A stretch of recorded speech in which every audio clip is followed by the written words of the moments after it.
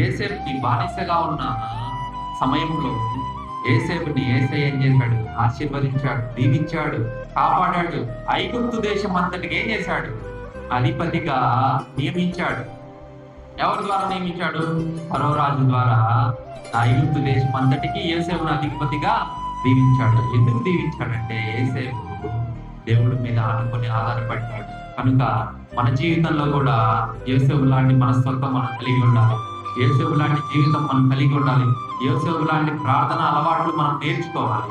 కనుక మీరందరూ దినదిన జీవితాల్లో దేవుడికి దగ్గరయ్యి, దేవుడి మీద ఆనుకొని, దేవుడి మీద నమ్మకంగా, దేవుడి చిత్తానుసారంగా బ్రతికే బిడ్డలుగా మనం ఉండాలి. కనుక మీరందరూ గమనించి మనం ప్రార్థన చేసే విషయంలో, మన బాధల్లో, మన కష్టాల్లో, మన సమస్యల్ని దేవుడికి తెలియజేయాలి. ఎవరికి తెలియజేసినా ఏం చేస్తారు?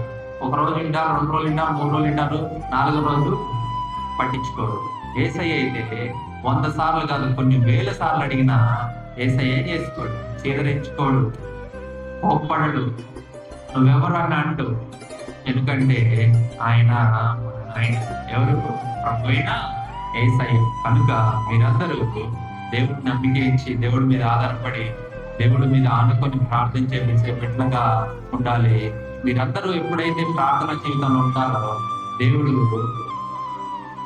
మీ యొక్క ప్రతి ఒక్క సమస్యలో, ప్రతి ఒక్క వేదనలో, ప్రతి ఒక్క బాధలో, ప్రతి అవసరంలో, అక్కర్లో దేవుడు మీతో ఉంటాడు. కనుక మీరందరూ గమనించి దేవుని చిత్తానుసారంగా దేవుడి మార్గంలో నడవాలని మీ అందరికీ ప్రభు పేరిట తెలియజేస్తున్నాను.